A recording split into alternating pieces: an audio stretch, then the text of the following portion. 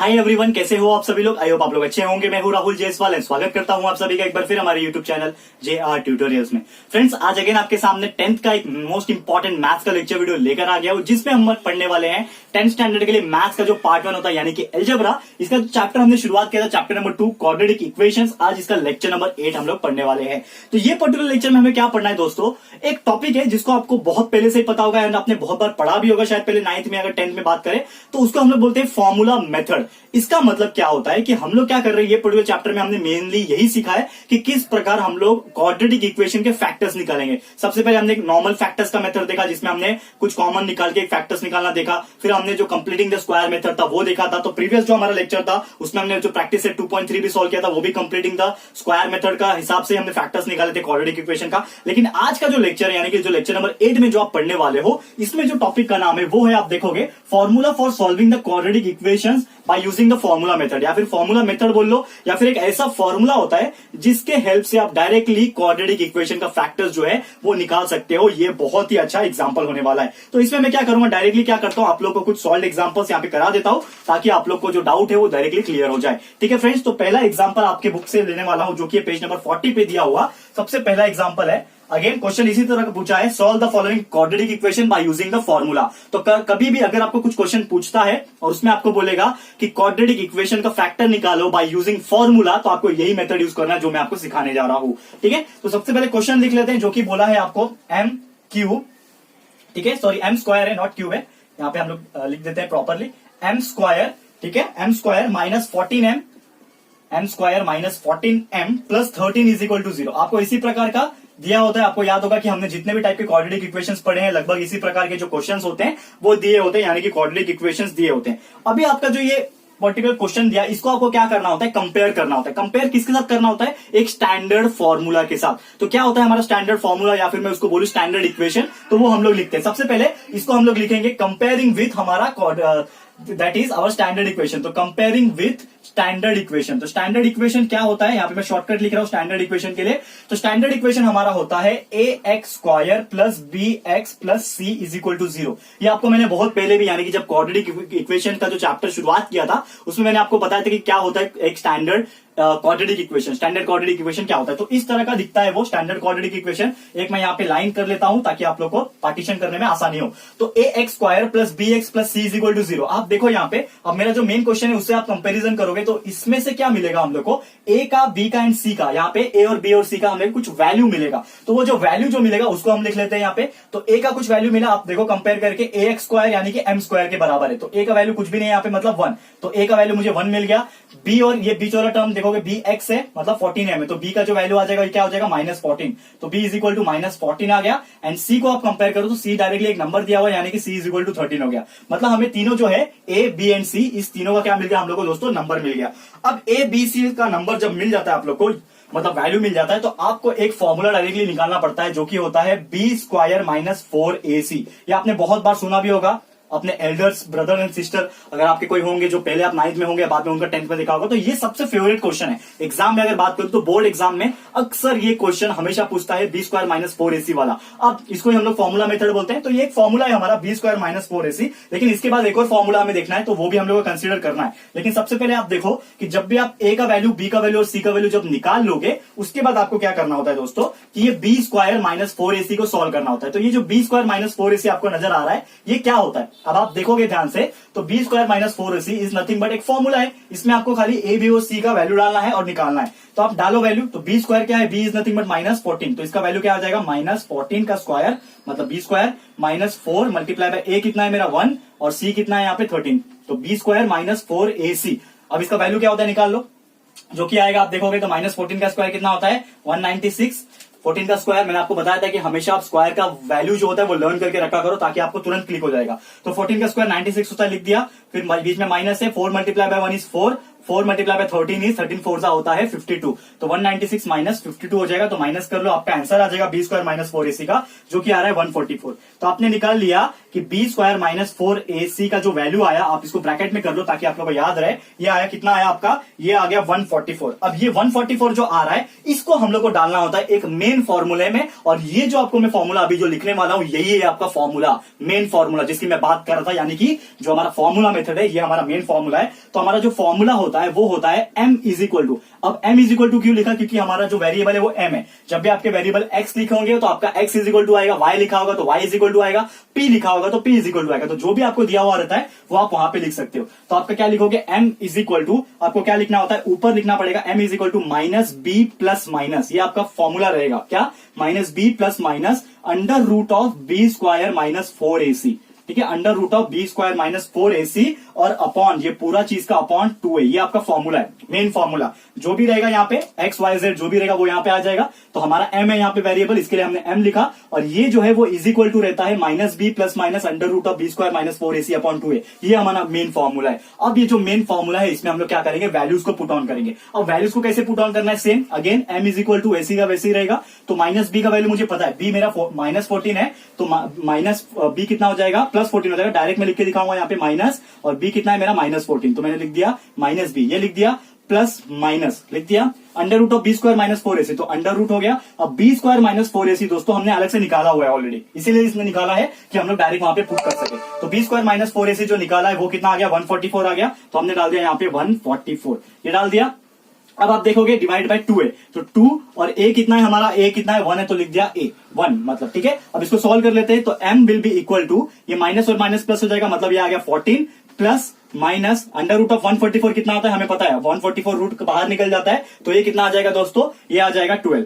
तो 14 plus minus 12 और नीचे 2 मल्टीप्लाई बाय 1 इज 2, ये आ गया। तो आप देखोगे यहाँ पे कि 14 प्लस माइनस 12 है, तो इसको हम लोग कैसे लिख सकते हैं, m जो है इज इक्वल टू 14 एक बार प्लस 12 हो जाएगा डिवाइड बाय 2, एंड दूसरा हम लोग क्या बोल सकते हैं कि m इज इक्वल टू, दूसरा एक और चीज, क्योंकि एक बार प्लस लिया ना, इसमें प्लस माइनस दोनों है, तो एक बार प्लस लेके सॉल्व करता हूं, एक बार माइनस लेके सॉल्व करता हूं। तो एक बार मैंने लिखा 14 प्लस 12 बाय 2 और एक बार लिखूंगा 14 माइनस 12 बाय 2। अब इसको अलग अलग निकाल लेते हैं, तो m is equal to 14 plus 12 is nothing but 26 upon 2, तो 26 अपॉन 2 कितना हो जाएगा, 13 आ जाएगा। तो एक m का वैल्यू मुझे मिल गया 13, एंड दूसरा जो है आपका देखोगे तो 14 minus 12 is 2 and 2 upon 2 is 1, तो एक m का वैल्यू मिल गया आपको 1। मतलब इस प्रकार आपने क्या कर लिया, दो अलग अलग वैल्यू को निकाल लिया, जो कि आपको पूछा था निकालने के लिए m का फैक्टर, यानी कि जो ये क्वाड्रेटिक इक्वेशन है, कि जब भी आप इसको कोई भी मेथड से सॉल्व करते थे, इसके पहले भी जो भी मेथड से आपने सॉल्व किया होगा, तो आपने इसी प्रकार निकाला होगा दोस्तों। लास्ट में आपके दो उस चीज के वैल्यू मिलते हैं, x का होगा तो x के दो वैल्यू मिलेंगे, y का रहेगा तो y के दो वैल्यू मिलेंगे, तो आपने इसी प्रकार निकाला होगा। मतलब इन शॉर्ट आपने एक फॉर्मूला जो था आपका फॉर्मूला मेथड का,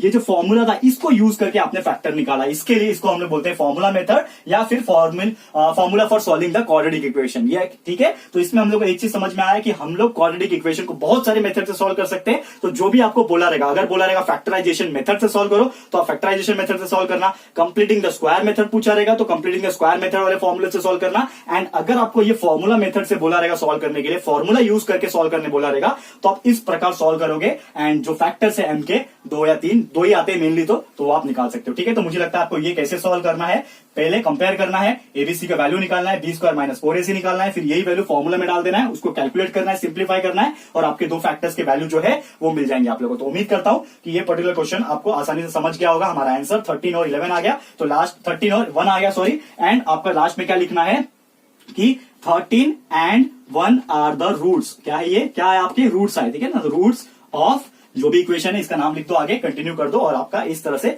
स्टेटमेंट लिख के आप खत्म कर सकते हो आंसर को, ठीक है। तो उम्मीद करता हूं कि आप लोगों को बहुत आसानी से ये चीज समझ में आ गया रहेगा। अब मैं क्या करता हूं, एक और एग्जांपल आपको करा देता हूं ताकि और अच्छे से आप लोग को क्लियर हो जाए, और एक एग्जांपल करा देता हूं, ठीक है, एंड आज का लेक्चर फिर स्टॉप करेंगे। ओके, तो लेट्स रफ दिस, इसको रफ कर लेते हैं और फिर आपको एक एग्जांपल फटाफट से और आपका सॉल्व एग्जांपल जो है करा लेते हैं। ओके, इसको रफ कर लेते हैं। बहुत इजी एग्जांपल है, आप देखोगे ध्यान से, पेज नंबर आप अगर बात करो पेज नंबर 41 पे ही एग्जांपल दिया हुआ है, एग्जांपल नंबर 2, इसको करा लेते हैं। ये भी बहुत इजी है दोस्तों, क्योंकि अगर आपको ध्यान से आप देखोगे, अगर आप ध्यान लगा के देखोगे तो कोई भी एग्जांपल जो आपने जितना भी पढ़ा होगा वो हार्ड नहीं होता है, ठीक है ना फ्रेंड्स। तो आप बस देखते जाइए, आप लोग को समझ में आएगा। एंड जो रिमेनिंग एग्जांपल्स है वो आप जरूर से प्रैक्टिस करना, फिर इसी के बेस पे जो प्रैक्टिस सेट है हमारा उसको भी हम लोग लेकर आ जाएंगे आप लोग के लिए, यानी कि अगले लेक्चर में। ओके, तो यहाँ पे मैं एक और एग्जाम्पल ले लेता हूँ आप लोग के। तो एग्जाम्पल नंबर 2 है, हेडिंग डाल लेते हैं सबसे पहले, एग्जाम्पल नंबर 2 आज के लिए, और आपका भी पेज नंबर 41 पे है ये एग्जाम्पल।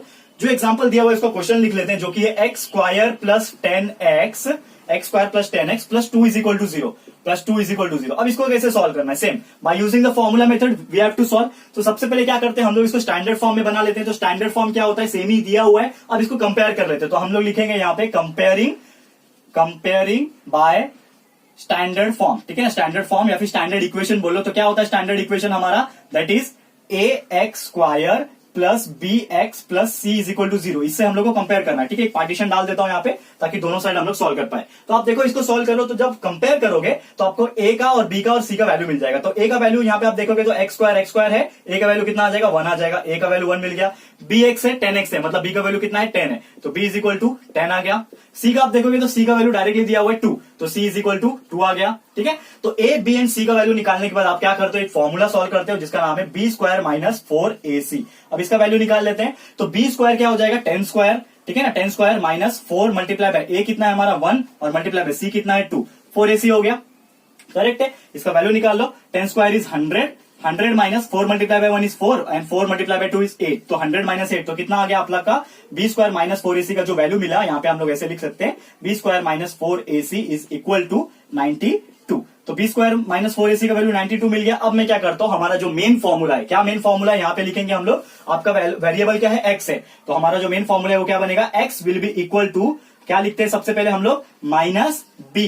तो minus b plus minus under root में जाता है b स्क्वायर माइनस 4ac और पूरा डिवाइड बाय 2a। यही फॉर्मूला है हमारा, जिसको हम लोग फॉर्मूला मेथड बोलते हैं। अब इसमें वैल्यूज पुट ऑन कर देते हैं, तो क्या हो जाएगा यहाँ पे? अगला स्टेप यहाँ पे बता रहा हूं, x इक्वल टू, तो माइनस b क्या है मेरे लिए? आप देखो b मेरे लिए 10 है, तो ये हो जाएगा माइनस 10, ठीक है ना। तो माइनस b मतलब माइनस 10 हो गया। फिर आगे है प्लस और माइनस, तो प्लस माइनस लिख दिया। अंडर रूट में b स्क्वायर माइनस 4ac होना चाहिए, तो b स्क्वायर माइनस 4ac का मैंने अलग से निकाला हुआ है, जो कि है 92, तो लिख दिया मैंने 92, और ये पूरा डिवाइड होता है 2a से। तो a कितना है मेरा? 2, तो लिख दिया। a मेरा है कितना? देखो 1 है, तो a की जगह पे 1 लिख दिया। अब इसको सॉल्व कर लेते हैं आगे। तो x will be equal to कितना हो जाएगा? Minus 10 plus minus. अब 92 का रूट निकलता है क्या? ये चेक करो। तो हम लोग को पता है कि 92 का रूट नहीं निकलता है, प्रॉपर रूट नहीं निकलता है। तो हम लोग क्या करेंगे दोस्तों, 92 का जब रूट नहीं निकलेगा तो हम लोग को कुछ ऐसा नंबर सोचना पड़ेगा जो मल्टीप्लाई कर सके 92 को बनाने के लिए। मतलब कुछ नंबर ऐसा मल्टीप्लाई हो जो 92 बने और उसका हम लोग रूट निकाल सके। तो हम लोग बोल सकते हैं कि 92 बनाने के लिए हम लोग बोल सकते हैं कि अगर मैं ये जो 92 है इसके जगह पे मैं ऐसा लिखूं 4 मल्टीप्लाई बाय 23। तो अगर मैं 4 मल्टीप्लाई बाय 23 लिखूंगा तो इसका मतलब यही होता है, दैट इज 92। तो 4 23 से 92 होता है। क्यों मैंने 4 मल्टीप्लाई बाय 23 लिखा? क्योंकि हम लोग 4 जो है उसको बाहर निकाल सकते हैं, क्योंकि 4 का जो रूट होता है वो 2 होता है, तो वो बाहर निकल जाएगा। तो अब नीचे डिवाइड बाय 2 हो जाएगा, 2 1 जा 2 हो गया, ये लिख दिया। नेक्स्ट स्टेप आप देखोगे तो x is equal to minus 10 वैसे का वैसे ही रहेगा, प्लस माइनस 4 का रूट बाहर निकल गया, दैट इज 2 बाहर आ जाएगा, एंड अंदर जो है रूट 23 अकेला बच जाएगा, ठीक है। तो रूट 23 अंदर अकेला बच गया एंड नीचे हो जाएगा 2। अब आप क्या कर सकते हो, ऊपर देखोगे तो ये जो 2 है वो कॉमन निकल सकता है। कैसे? तो x will be equal to, अगर मैं यहाँ पे 2 कॉमन निकालूंगा तो ये बन जाएगा, अंदर आप जाके देखोगे तो ये कैसे बन जाएगा दोस्तों, ये 2 बाहर निकल गया, तो ये 10 में से 2 जब डिवाइड हो जाएगा तो क्या बचेगा? -5 बचेगा अंदर। तो -5 plus minus under root of 23 बचेगा, करेक्ट है। इसी प्रकार बचेगा। एंड नीचे आपका 2 है, तो मैंने 2 क्या करूंगा, आप देखोगे नीचे ऊपर नीचे, यहाँ ऊपर भी 2 है नीचे भी 2 है, तो ये क्या हो जाएंगे? कैंसल आउट हो जाएंगे। तो 2 और 2 मैंने क्या कर दिया?